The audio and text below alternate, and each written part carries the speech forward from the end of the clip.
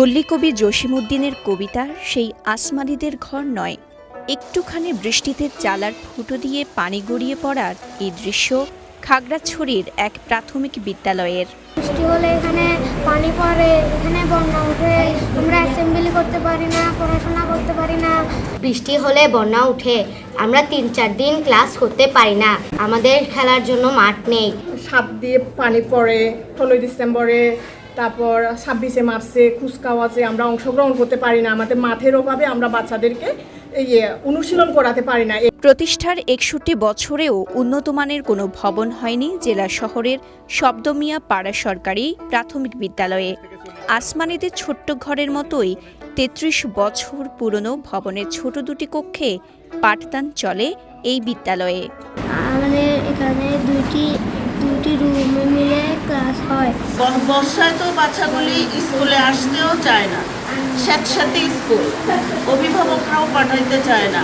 আমরা অ্যাসেম্বলি করতে পারি না, বৃষ্টি পড়লে পানি পড়ে, আমাদের স্কুলে শুধুমাত্র 2টা ক্লাস মিলে ক্লাস করতে হয়। অভিভাবক সভা, বার্ষিক ক্রীড়া প্রতিযোগিতা, তারপরে আবার বিভিন্ন সময় বিদায় অনুষ্ঠান, বিভিন্ন অনুষ্ঠান আদি আমরা এখানে করতে ভীষণ কষ্ট পাচ্ছি।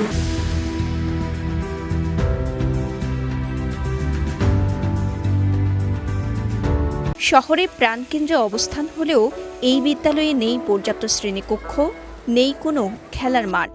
তাই করা যায় না প্রাত্যহিক সমাবেশ, নেই খেলাধুলার সুযোগও।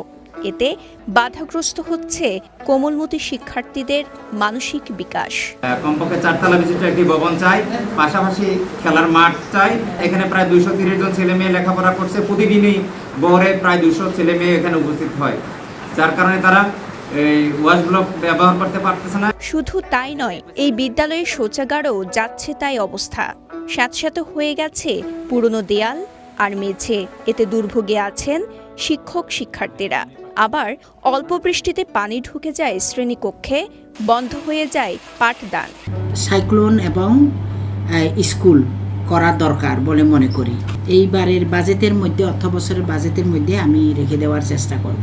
তবে নতুন ভবন নির্মাণের আগ পর্যন্ত আপাতত পুরনো স্কুলটি সংস্কারের কথা বলছেন খাগড়াছড়ি জেলা প্রাথমিক শিক্ষা কর্মকর্তা মোহাম্মদ শফিকুল ইসলাম।